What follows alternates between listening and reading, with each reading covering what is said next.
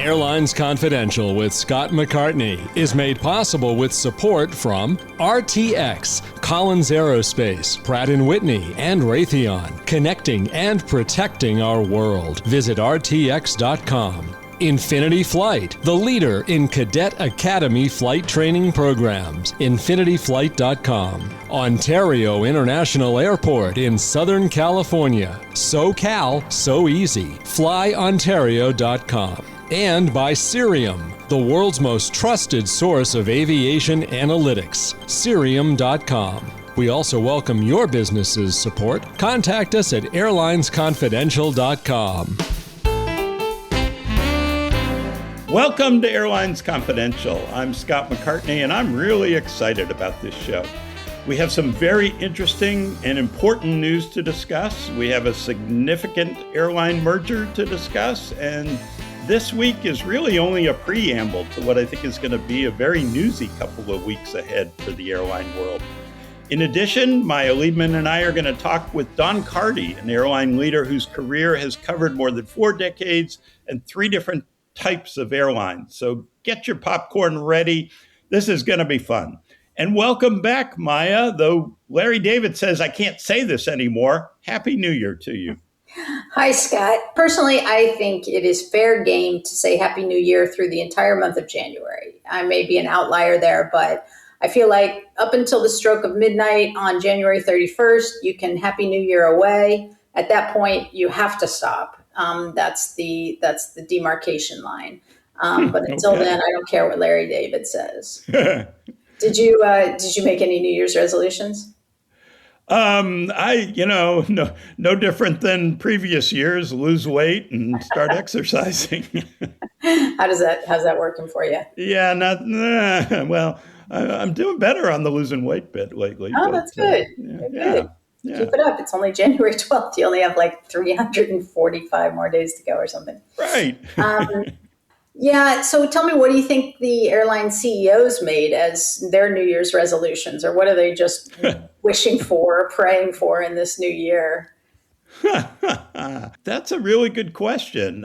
Like, I'm going to guess that Bob Jordan is like thinking, oh, thank God, because of Jamie Baker's positive upgrade of Southwest. I think we're going to talk about that later, but that must be a huge relief for him.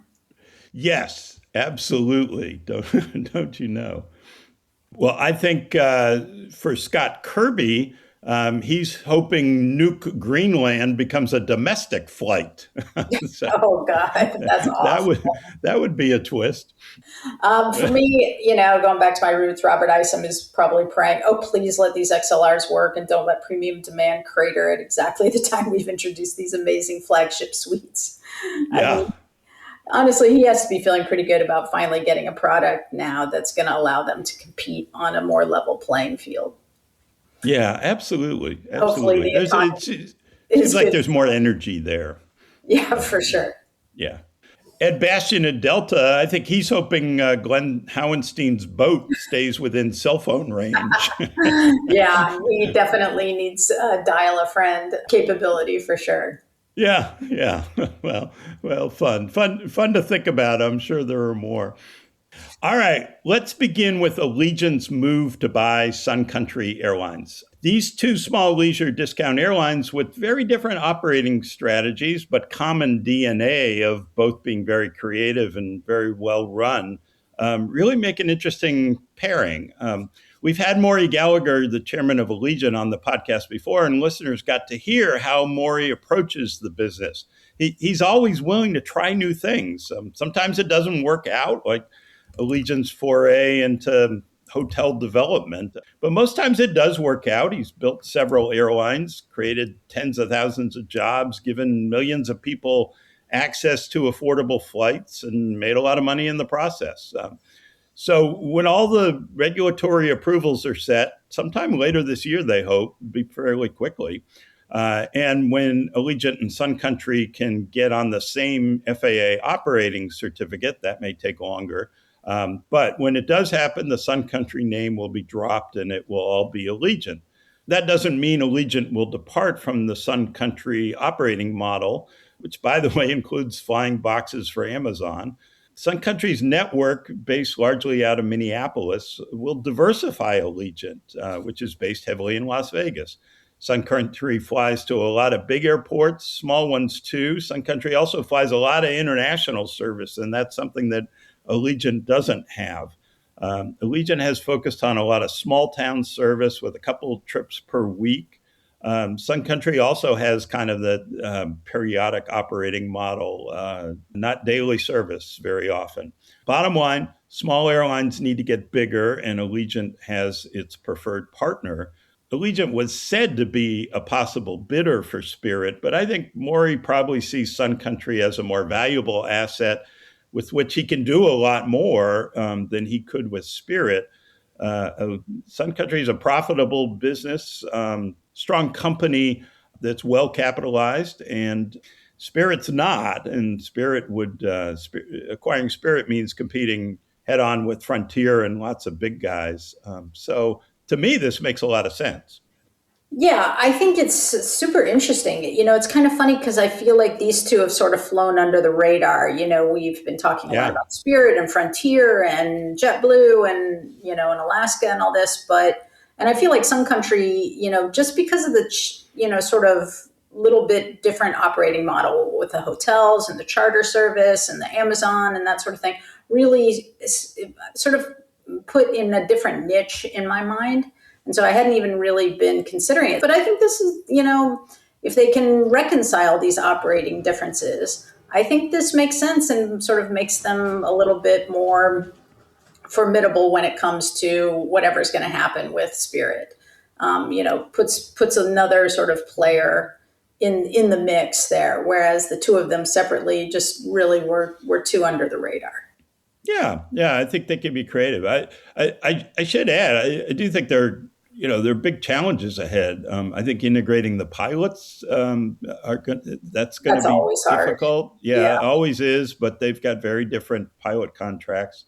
Sun Country is very much the Minneapolis hometown airline. I mean, Delta obviously has a big hub there, but Sun Country is based there. I think there's a lot of local loyalty to Sun Country, and change the name to Allegiant, move the headquarters out of Minneapolis. That may be an issue. Plus, I've always sort of felt like Sun Country existed through the grace of Delta. I mean, Delta could really squash it, right? But it hasn't. So it'd be interesting to see if that changes. Yeah, I think so. Regardless, I think, Sun Country, for being sort of a little scrappy, sort of under the radar player, has some real talent. Jude Bricker as the CEO. They've got a great board. I know we've had Patrick O'Keefe on, Carrie Filipovich.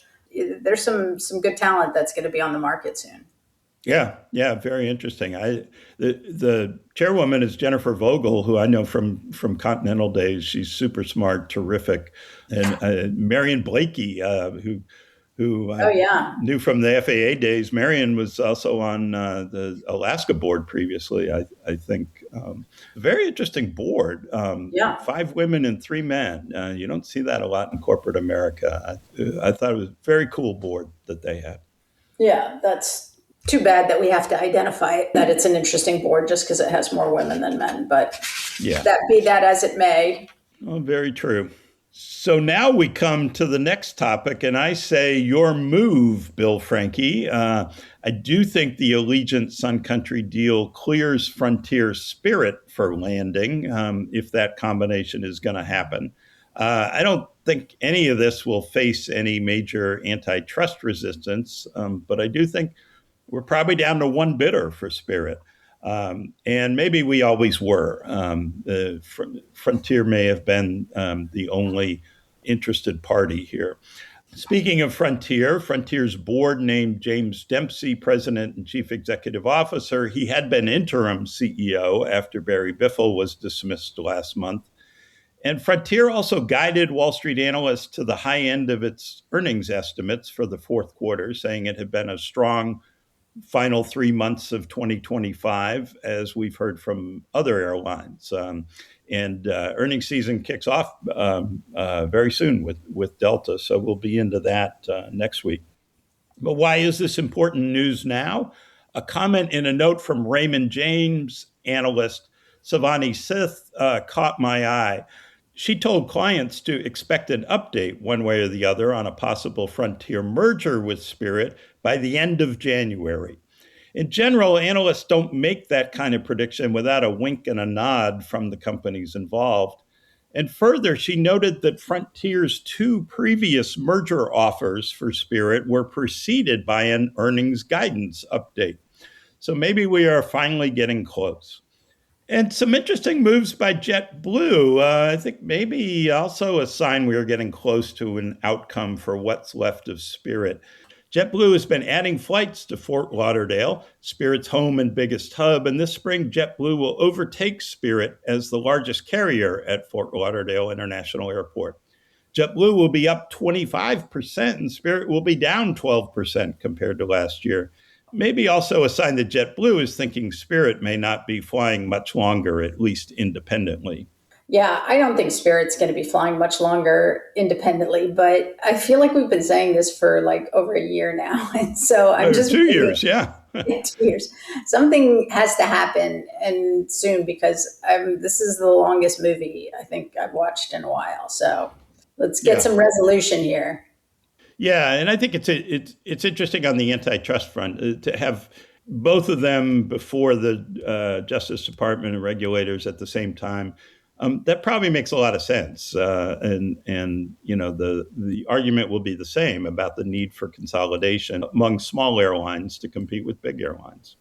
Yeah, and this is a different administration than the one who ruled on, American and JetBlue and Spirit. So I think hopefully we'll see something happen to shore up this end of the market. Okay, Scott, there was some interesting or actually painful technology news for the industry this past week. The FAA has said it's putting out a $4.5 billion plan out for comment that would require upgrades or replacement of the radio altimeters to avoid interference with 5G cell phones.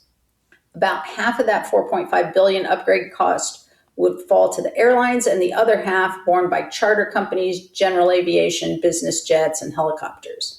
So here's the issue. So the wireless companies need more capacity because so much more data is being transmitted and they want to sell more spectrum. So the FCC, the Federal Communications Commission, that is, has been selling off frequencies that had previously been held as this sort of safety protection to avoid interference with the airplane radio altimeters, which are crucial when an airplane is low to the ground and needs to know an exact altitude. I don't know about you, but I think that's kind of important. Yeah. The FAA, on the other hand, the Federal Aviation Administration has opposed the FCC sales since this started in 2021. And I remember because I was at American at that time, and I mean, we were all sort of freaking out what this was going to mean. Were we seriously going to have to replace all of these cockpit altimeters? And, there was just no way to do that. And initially there was some crazy fast deadline to be able to do it. But then cooler heads prevailed and there was a temporary compromise that was reached. And the wireless companies agreed to reduce the transmission strength from these 5G, these cell towers, these transmitters near a certain number of airports, like 188 airports. Unfortunately, that compromise expires at the end of next year. So now the FAA is thinking it needs to require equipment upgrades and quickly. Wireless companies say there is no interference and the airlines are just whining. The FAA says it has identified 118 instances of likely interference that cause display errors in the cockpit, erroneous altitude readings, and nuisance alerts hitting pilots during approach and landing. So one big issue will be whether the airlines can get the wireless companies to pay some of that, half of that $4.5 billion for the upgrades to the airplanes. I mean, this is just crazy, and it feels like a big sort of FCC versus FAA kind of thing going on. What are your thoughts? Yeah, no, I think that's totally it. The zeal to sell this spectrum to raise money, but also, I'm sure the wireless companies do need more spectrum because we're all using more data and it's all being transmitted. But I actually know some people who are involved in the testing on this. The FAA sent its test plane, over some towers when they turned on the 5G transmitting. And from what I heard, it was dramatic. It was like, the needle just boom, pitched to zero. So it is a real issue. And I think, you're talking about your experience at American. I heard airlines say, hey, we're not going to fly to this airport and that airport and whatever that have a cell phone tower near the end of the runway or that kind of thing. Just safety first. You can't take the risk. And you certainly can't have a setup where you can only fly if it's visual, right? Hey, if it's low visibility, we got to cancel the flight because you can't trust the altimeter. No, that's ridiculous. Yeah. No, there's got to be a solution here that doesn't cost $4.5 billion because this is crazy. The aircraft. Yeah. I want my pilot to know how close they are to the ground. I mean, right. No. I don't think I'm saying anything terribly unreasonable here. Right. And what I don't understand is why this is an airline problem. Seems to me the wireless companies are creating this problem. They should create the solution. And I think would seem to the regulator, the easy way out is to say to the airlines, hey, just replace all your altimeters. That's insane. Just go build towers further away from the airport and figure out a way to boost the signal so that it doesn't interfere with the aircraft near its approach to the runway. Yeah, or find other spectrum. Yeah. Or shift some things around. I mean, maybe there's something out there that could be on that spectrum and wouldn't interfere, emergency communications with police departments, or I have no idea. But the 5G signal really seems to be the problem. Yeah. All right. So now that we've talked for a great length of time about stuff that we really don't understand. Right. Okay. So let's talk about airport news. We do understand that a little bit better, I think. So I saw an interesting thing. Bloomberg tracked airline debt issuance in the municipal bond market and found that airports sold nearly $24 billion in debt in 2025, which was a 12% increase over 2024 and was at a record level. I think we all know that a lot of airports are aging and hitting the need to update at the same time. This also reflects changes in the airline industry. Pittsburgh no longer being a hub, for example, built a new terminal. And it also reflects population shifts. May not seem like it since most airports look like a local monopoly, but the airport world is very competitive. If you don't have available gates, airplanes will go elsewhere. And at the same time, if your rates are too high because you spent billions of dollars on fancy new terminals, then airplanes may go elsewhere too, because it becomes unprofitable to carry passengers if you have to pay the airport $50 or more per boarding. Airlines and their passengers will pay most of the $24 billion over time, and so much more than that. That was just what was issued last year. It's a delicate and sometimes difficult balance. So one airport very much in expansion mode is Austin, Texas. A great example of the population shift idea, I think. More companies are moving into the Austin area, and that means more business travel and larger population base. So Austin's airport just signed a new multi-year use and lease agreement with 5 major airlines: Southwest, Delta, American, United, and Alaska. And with that, Austin has increased its renovation and expansion project from what was a $4 billion 20-gate project to a $5 billion 32-gate project. That's going to nearly double the gate capacity to 66 gates from 34 today. Southwest, which has 10 gates now, is the largest airline in Austin by traffic, will go to 18 gates.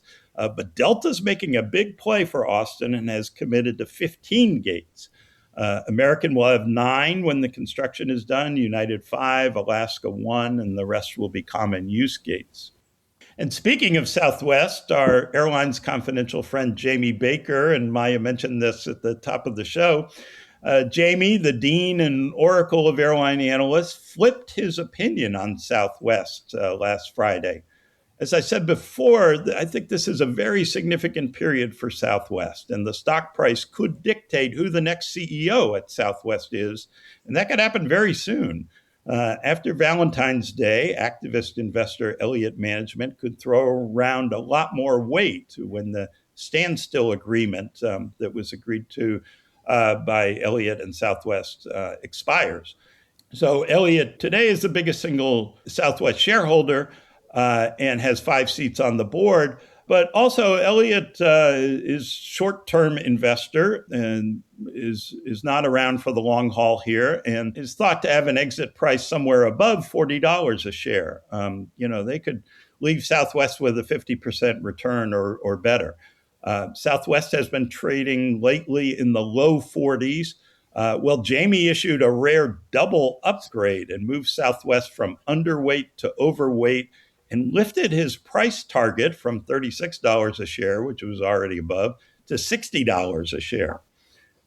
Jamie's report said he's now on board, believing that the changes Southwest began making last year, like checked baggage fees and fees for assigned seats, are working in terms of making the airline a lot more profitable, which was Elliott Management's point all along. The fear was, and the argument from Southwest for many years, was that consumers would be pissed off with the added fees and Southwest would lose travelers to rivals.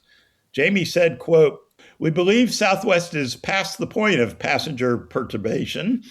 Customers are quick learners. If the Southwest brand was being decimated by these changes, we would be seeing it by now." On Friday, Southwest shares closed at $44.52, up nearly 4% on Jamie Baker's upgrade.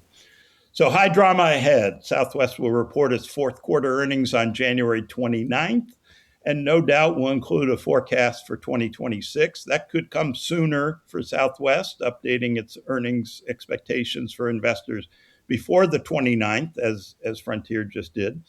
If it works and Elliott exits, Southwest could replace the Elliott directors on the board and most likely make Andrew Watterson the next CEO. If it doesn't work, CEO Bob Jordan and Andrew may well be forced out of their jobs at Southwest. And kind of interesting to me, Jude Bricker, who has a long history at low-cost airlines and cost-cutting, Allegiant and Southwest, but also some time at American and some connections to Texas. He went to school at Texas A&M and got an MBA at University of Texas. Maybe he's a candidate to be CEO of Southwest. Anyway, winning over Jamie Baker, who had been a vocal and important skeptic, seems like a big sign of which direction this may go. Yeah, certainly no small thing to start to win over the analyst community. I kind of wonder, like I said, I do think it's probably a real sense of relief for Bob Jordan and the folks at Southwest that it feels like this new strategy is working.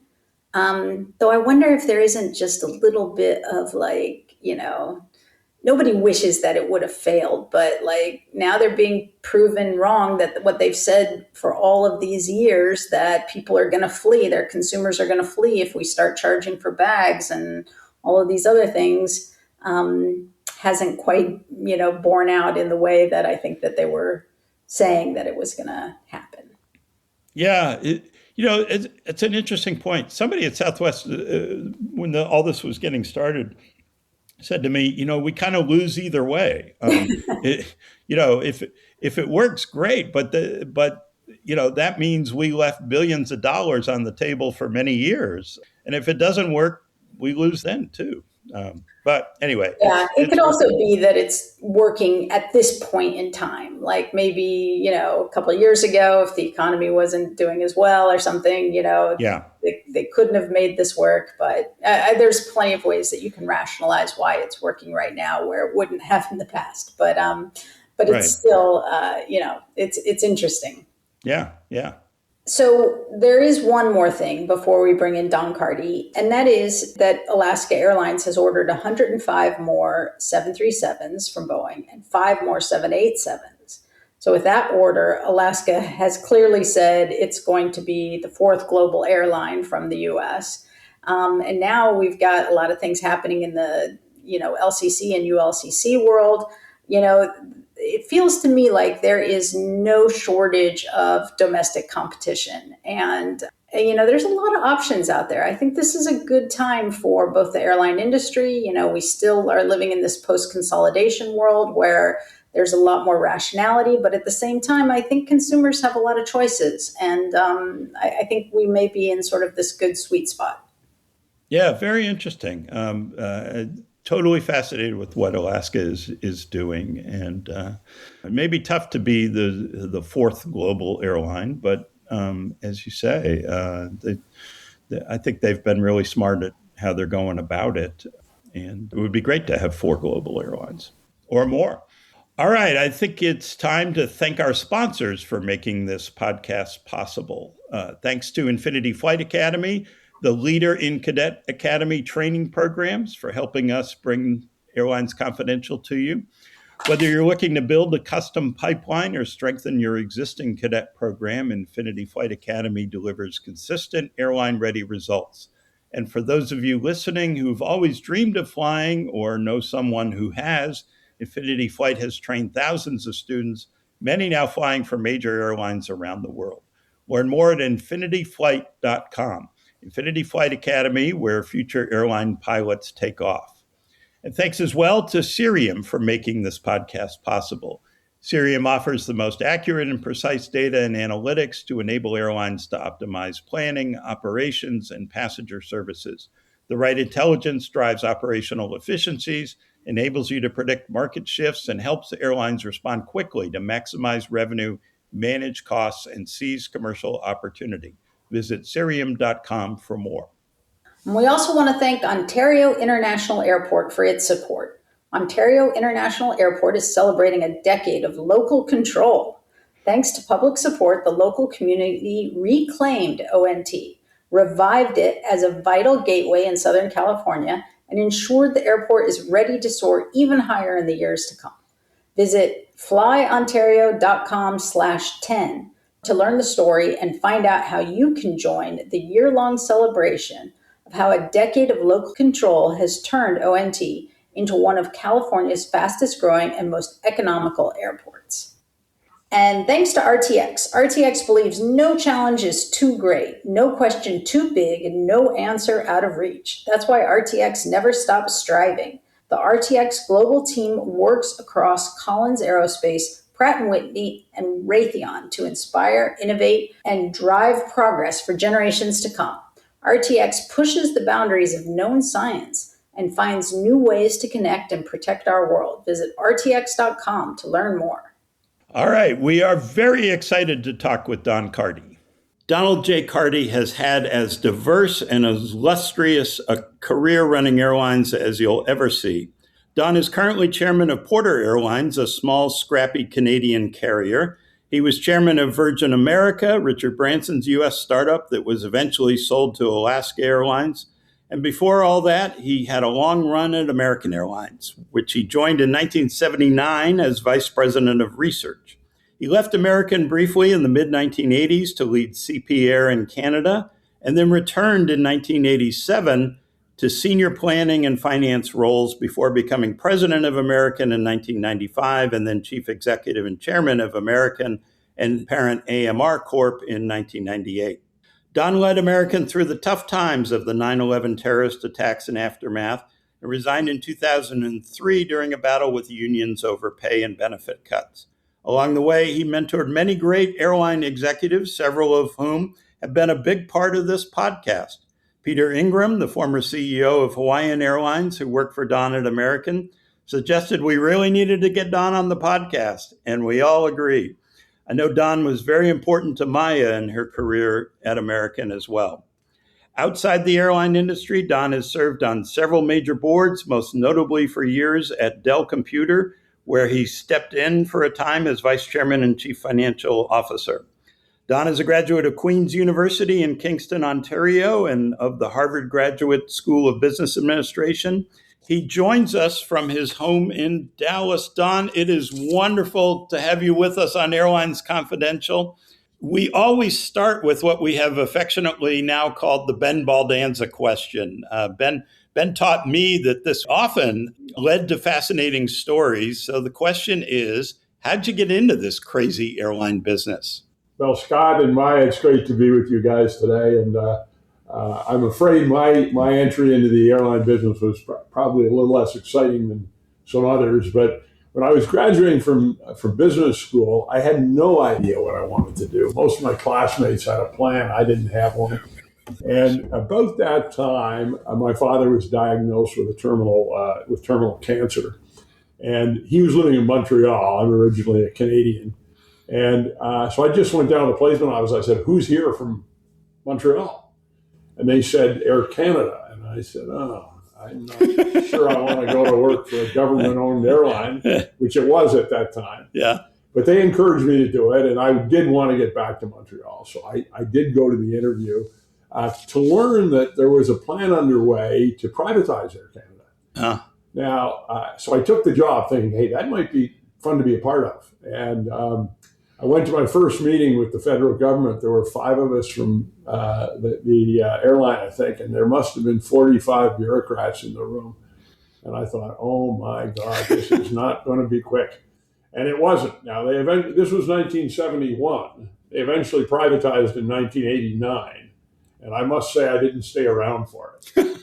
I loved the business, but I couldn't stand the prospect of what was going on there. So I left the industry for 2 or 3 years, and then American came along and recruited me back, initially as the CFO of a hotel company. But we very shortly thereafter moved to Dallas, and I didn't think I'd ever move to Texas, but I did. I remember when I was being recruited by American, I went through the pecking order. Tom Plaskett and 2 or 3 others interviewed me, and they wanted a CFO of their hotel company. And then they sent me up to Al Casey's office, and I thought, well, I'm probably in pretty good shape if Casey's interviewing me. So I went up there, and Casey, who was a really funny man, told me 2 stories. First of all, he said, "You probably wonder why my office is so long and thin." And I said, "Yes, I do." And he said, "Well, when I first got here, all anybody would talk about is who I was going to appoint president. So I knocked down the wall between the president and the chairman." And he went on to ask me if I thought I was interested in the job. I said I was. And he said, "Well, there's one thing I should tell you, Don." I said, "What's that, Mr. Casey?" He said, "I fire people, Don. I really do." And I thought, well, that was a strange thing to say. Yeah. But I thought there must be a good answer for this. And I said, "Well, Mr. Casey, I worked for a Crown Corporation for several years, and they never fired anybody, so this will be refreshing." Yeah. And that's how I got the job. That's great.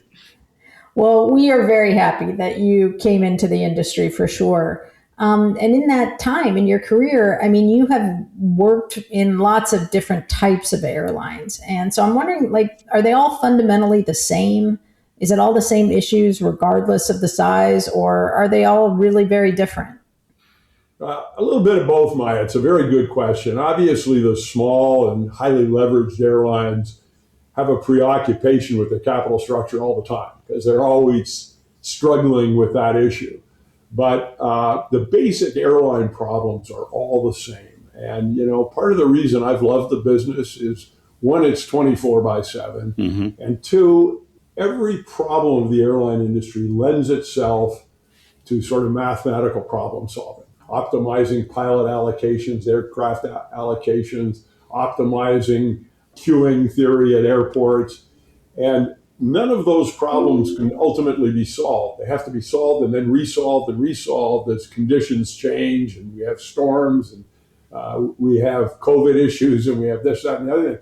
And the fun part about the business is you go to work every day having to solve and resolve the problem. And that's what appealed to me. I always say to young people, find a job that you really have fun doing. And of course, for me, it was problem solving. And Maya, your background in technology, part of the reason American led so strongly in those early days post-deregulation is we really focused on those problems, and we focused on applying technology to solving them. And it was part of Americans' leadership. Yeah, for sure. We were really kings of optimization in terms of revenue management and loyalty, and it was a very impressive era. So tell us about Porter, your current airline. It's now flying out of Toronto Pearson with regional jets, and Billy Bishop, just this really curious small island airport in downtown Toronto with turboprops there, right?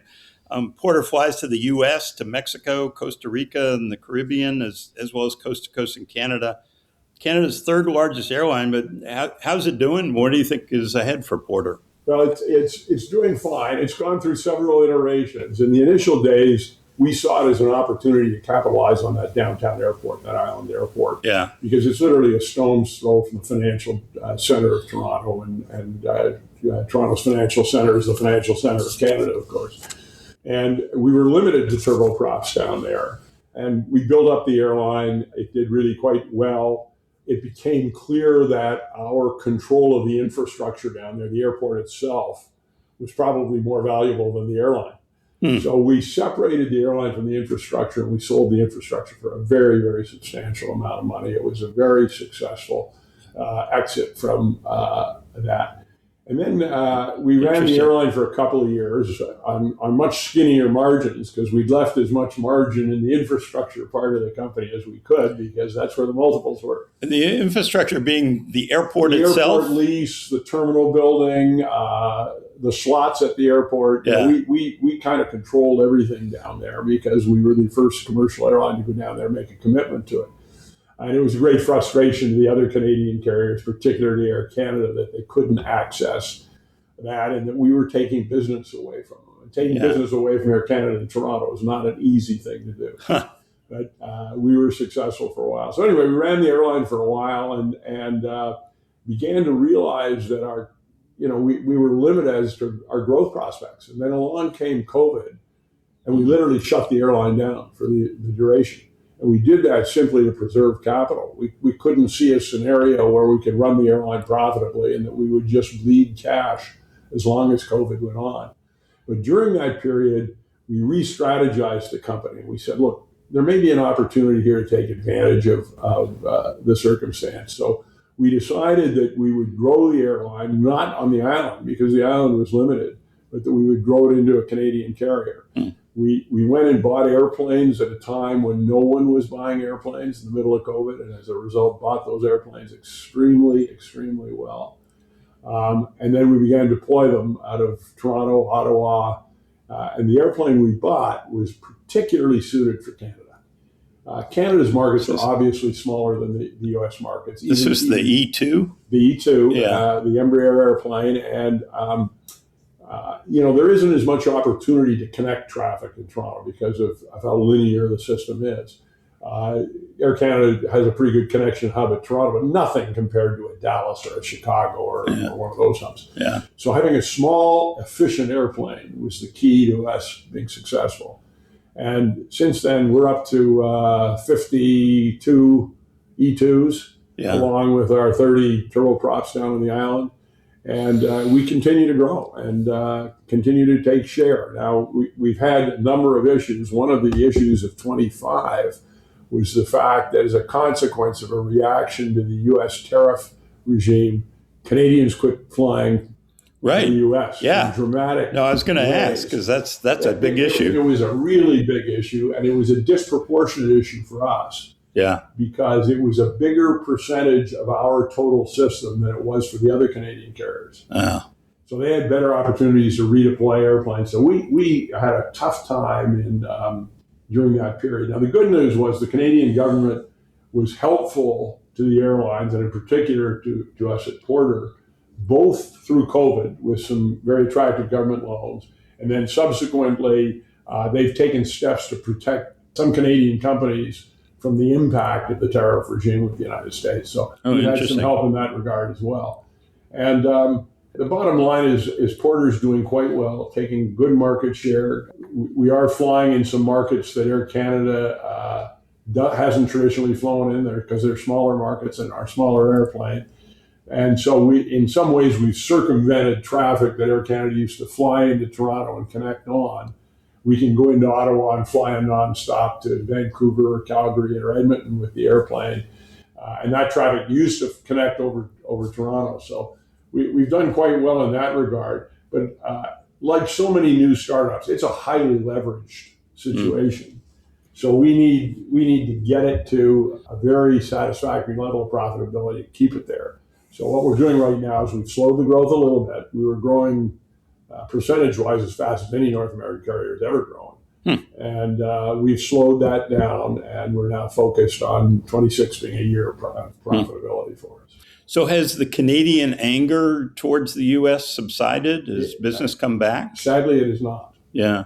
Part of the reason we deployed to some non-U.S. sun destinations this winter, you mentioned Costa Rica and others, and the Caribbean, is because the traditional Canadian flow of winter traffic to Florida is dried up dramatically. Wow. And it's going to stay that way. There's a lot of anger in Canada. The U.S. circumstances. Wow, that's crazy. I mean, this idea, the Canadians not flying to the U.S., I mean, this is just one of maybe like 100 crises that you can talk about in this industry.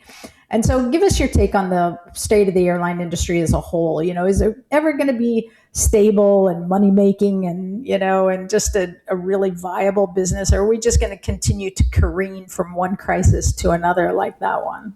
Well, stable and money making are slightly different things. I do think the airline business will never be completely stable for the reasons you mentioned, Maya. There's always something that goes on in the economy or in the world that affects the dynamics of our business. And I think that will continue. The challenge of dealing with weather, dealing with natural events continues to be there and will continue to be there forever. I think airlines are coming up with better and better solutions for solving those problems, but it's not going to be stable.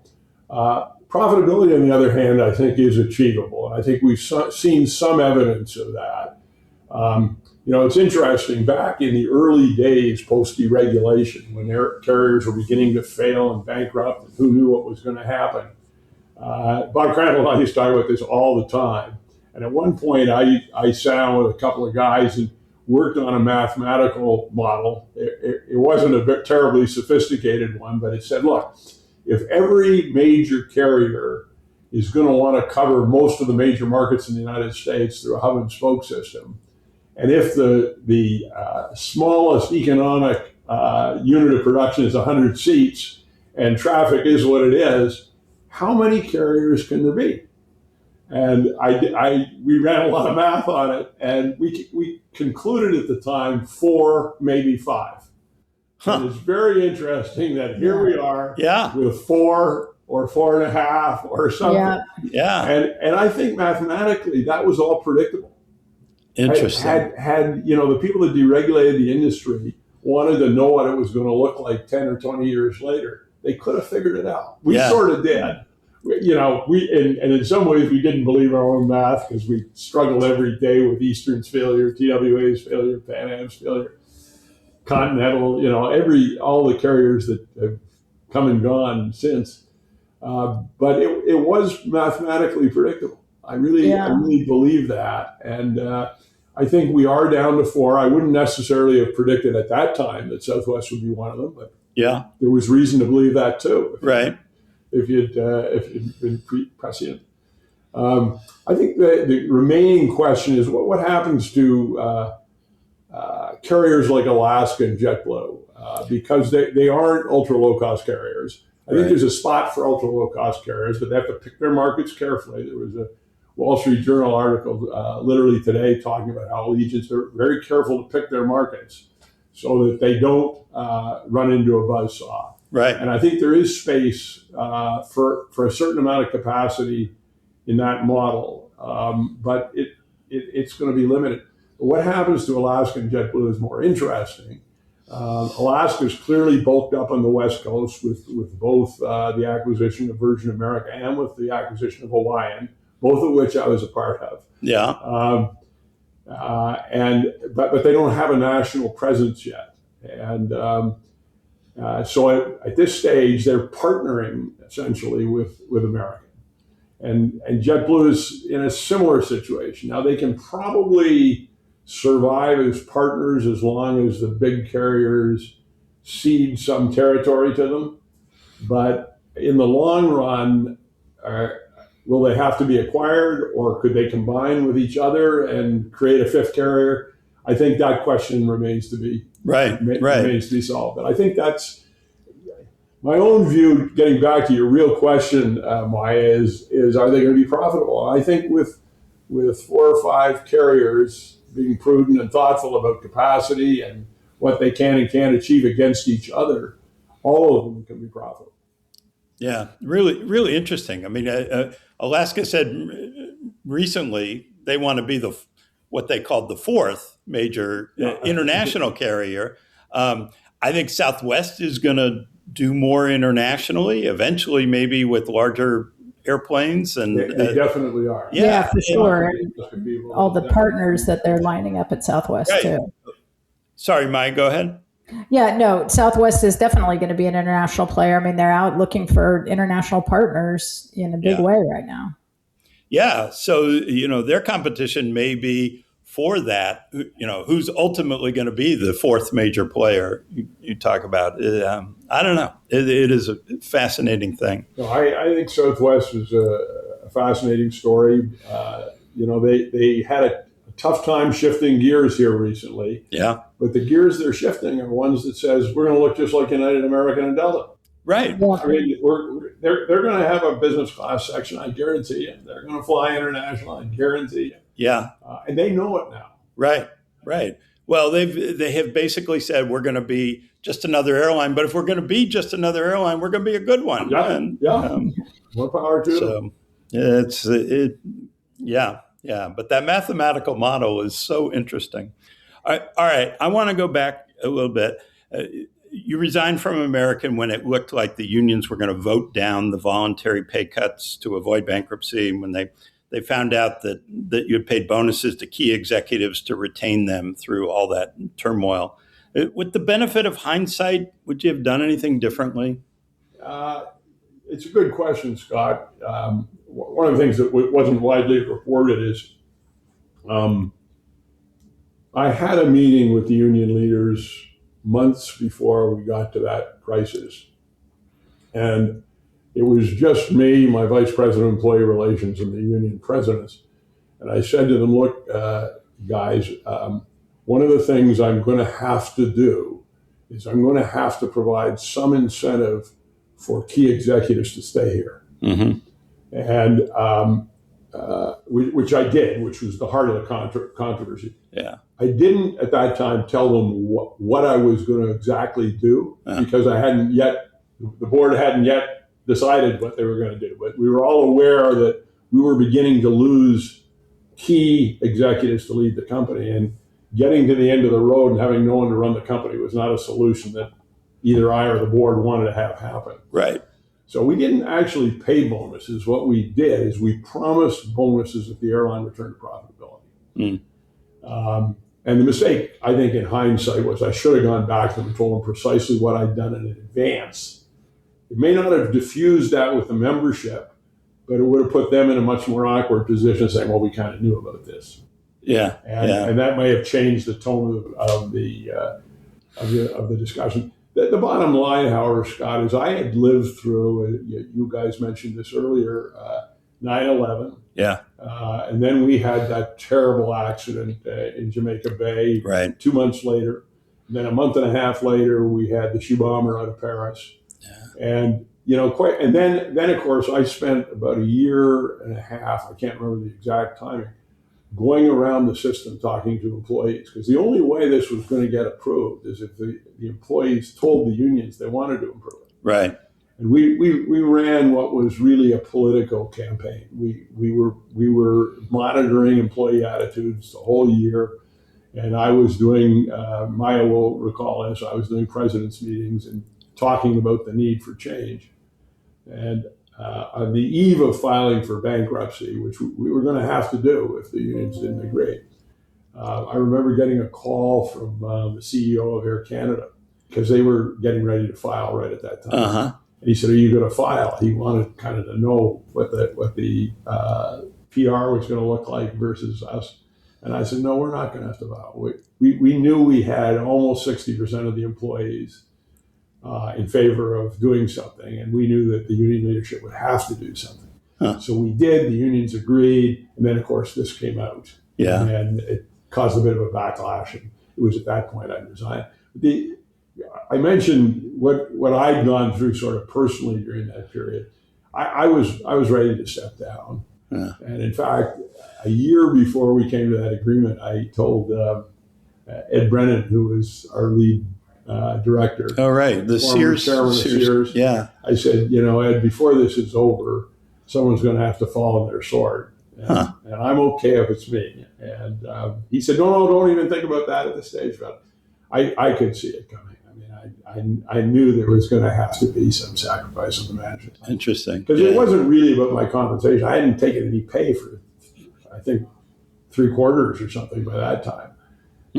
But it was what it was. I mean, and I'm not angry at the union leadership at all for that. I understood the politics of the unions and so on. And we had a meeting with Gerard Arby, myself, Kay Bailey Hutchison was at that meeting because it was right at the point where the unions were going to bolt.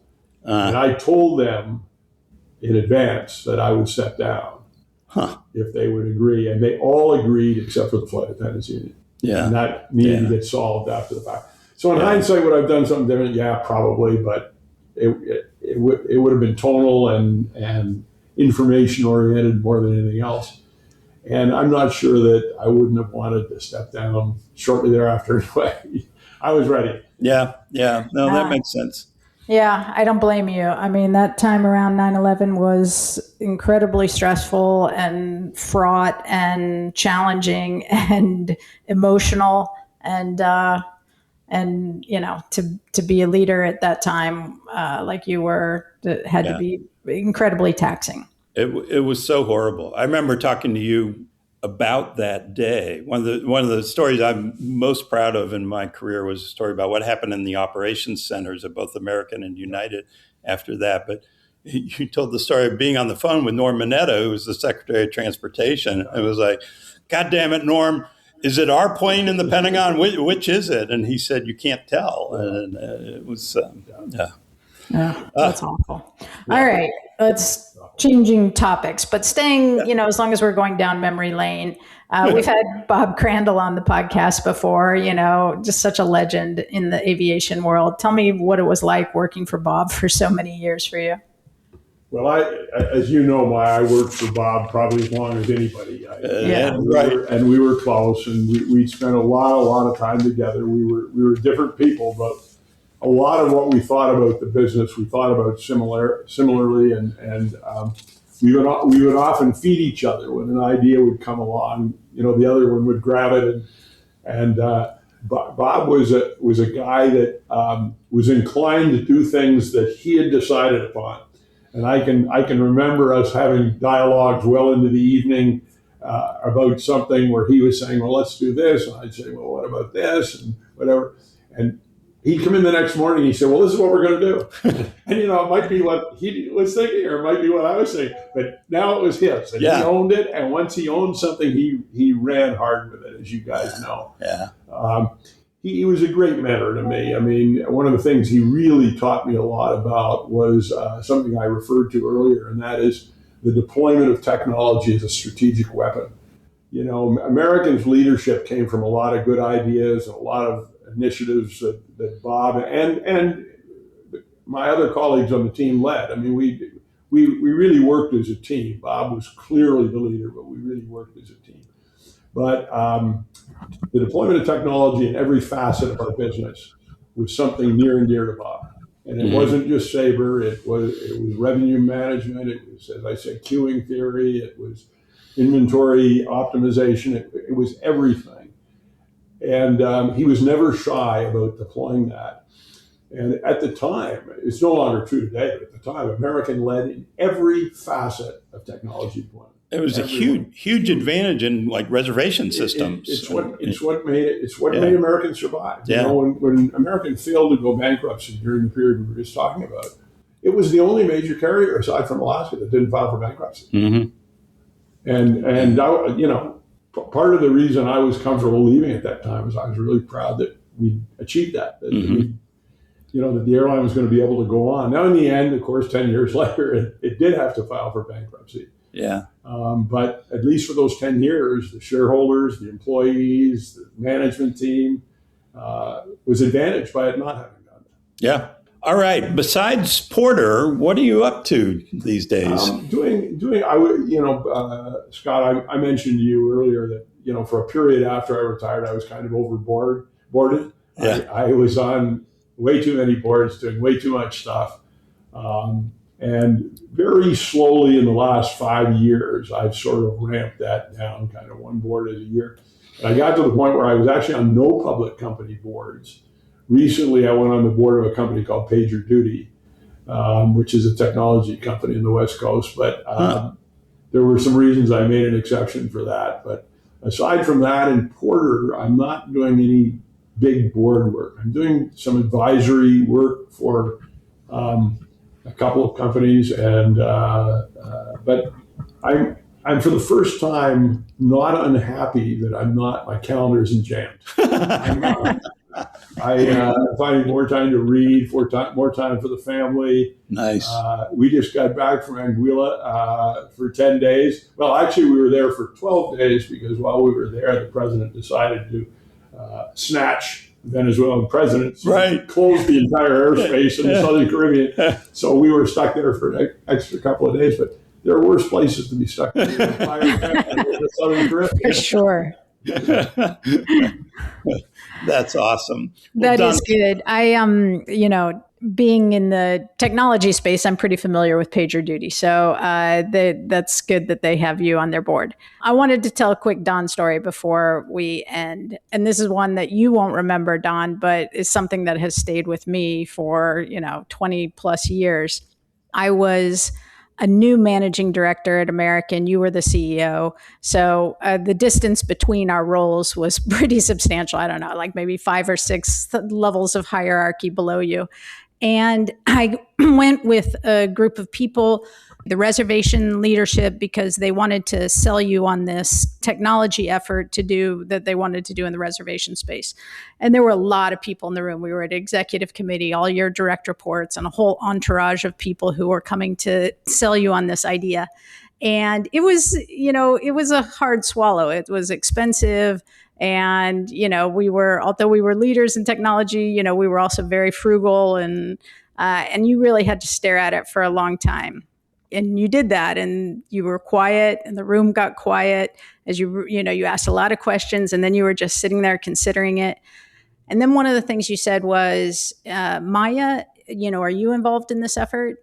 And, I wasn't even sure you knew who I was at the time. And I said, yeah. And I explained sort of what I would be doing from the technology side of this effort. And you said, well, that makes me feel a lot better. And ultimately you signed off on it. And, it's just one of those leadership lessons that has always stayed with me. I mean, talk about feeling seen as, just one of many of the people that work for you. And I know there are a lot of my peers who had similar stories about their interactions with you. Yeah, that's very nice, Maya. You were incredibly competent. That's why I had so much confidence in you. Yeah, well, the project turned out to be a total disaster. But other than that... Well, you didn't have to add that. That's a great story. Well, Don, this has been delightful. Thank you so much. It's great to catch up. Great to hear how things are going.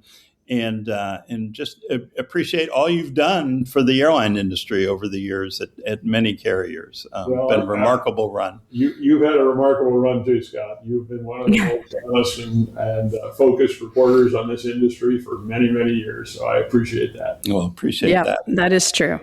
All right. And we will be right back with more on Airlines Confidential. Promotional support provided by the Ultimate AvGeek website, thearchive.net. A vast collection of airline memorabilia, timetables, route maps, rare cabin and airport photos, special flights, and more. All at thearchive.net, the hub of air transport history. Thanks again to Don. Really great talking with him. Yeah. Okay, in the mailbag this week, Thomas in Dallas, a longtime and loyal listener, poses an interesting question. Thomas says, Happy New Year, Scott. In the latter half of 2025, I noticed how painful Southwest baggage fees made things for passengers and employees at the gates.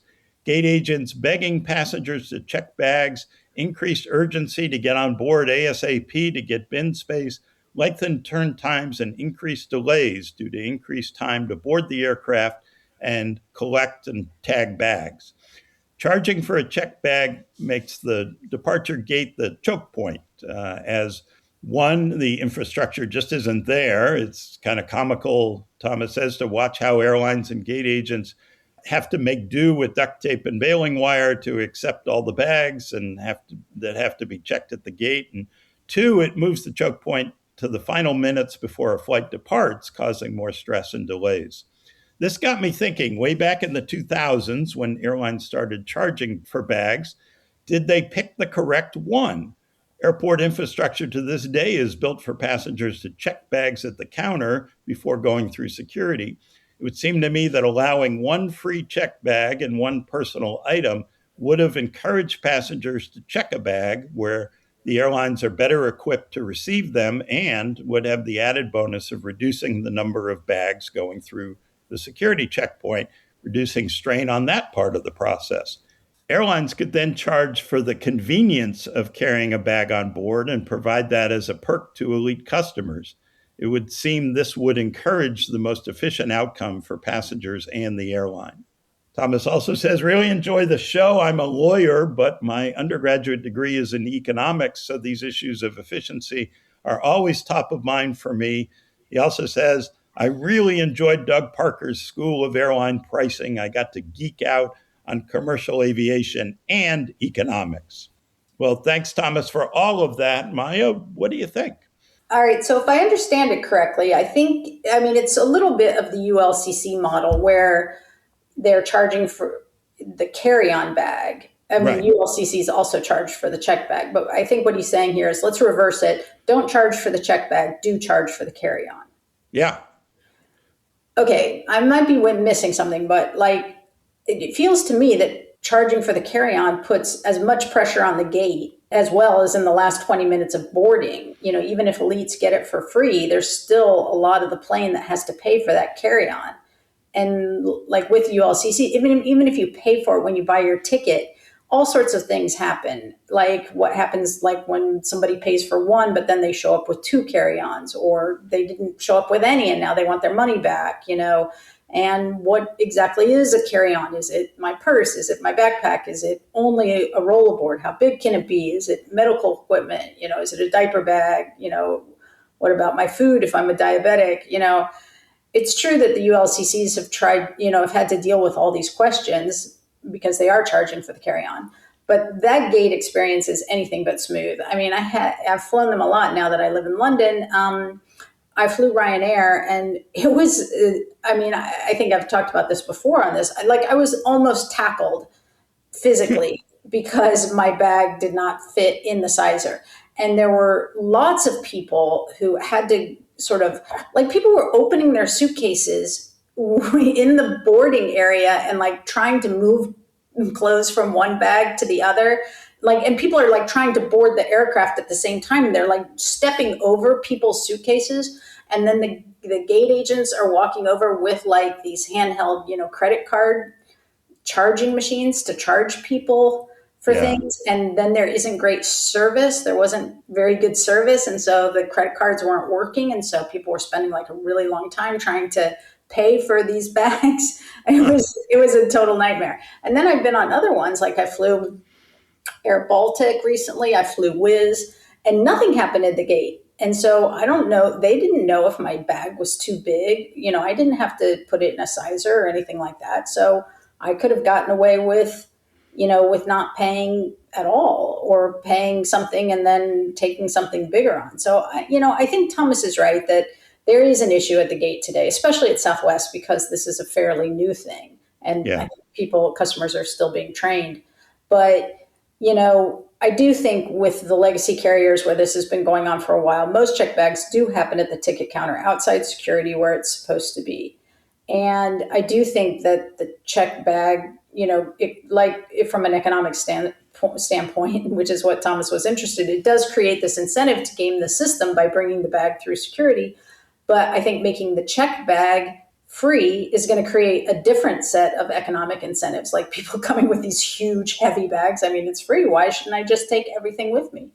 And that's going to create operational problems like loading and unloading the aircraft. And, if we charge for the carry-ons, there's going to be all sorts of fighting with gate agents about the size. I think we're just trading one set of chaos for a different set of chaos. So that's my opinion. Yeah, that's a good way of saying it. I do think it's a fascinating question. I had great talks about this with Ben Baldanza, who was really the first to start charging for carry-on bags in the U.S. And Ben thought it was backwards, and he wanted to create a financial incentive for customers to check their bags rather than carry them on. So the carry-on bags were more expensive. And the reduced carry-on bag load meant they could cut 5 minutes off their turns because they weren't gate checking as many bags on board. The bins didn't fill up and all that stuff. And those 5 minutes across the fleet meant they could fly a lot more flights without buying more airplanes. And so it was a huge economic incentive. But that said, as you said, you can make it work for the ULCCs. I do think agree with you. It would be total chaos at full service airlines where boarding groups are so important, right? I mean, and boarding groups, early boarding is one of the big elite perks these days. Because you're not getting first class upgrades and other things.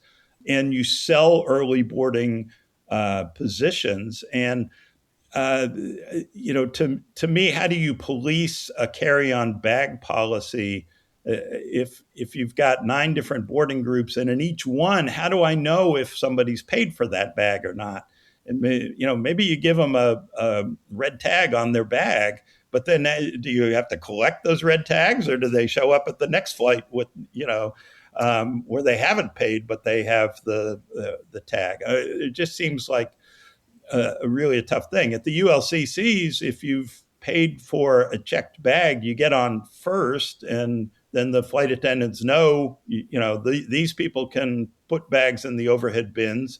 And then at some point you cut it off, and you close all the overhead bins. Nobody else can put something in the overhead bin. But even that, all of a sudden the flight attendants are policing bag collection fees on board the airplane. I don't know, just too much complexity. I also think there's just something especially with business travelers, about the sanctity of the carry-on bag. And there are enough hassles in flying. If I can avoid checking a bag, I can move through the airport faster. I hear you. There's no question that Ben and Thomas are correct that if there were fewer carry-on bags and if they were smaller, the boarding process could go faster. But that assumes that I think we're going to have to overlook a lot in the carry-on baggage charging area, because to your idea of everyone getting a red tag or something, who gives those out? Like, some gate agent is going to have to go around the gate area and decide that these are worthy of a red tag and that someone paid for it or it's the right size. And that's a huge effort. And there aren't enough gate agents to do it. And there's not enough time. And I think you're right. I think people don't want to give up control of their bag. People don't want to check in their bag. And even if it's free. And, I remember when we started charging for check bags, and it's like one of the few airline fees that really makes sense. I mean, people can really get their head around, look, this thing's heavy, it creates weight for the airline, which causes, fuel costs.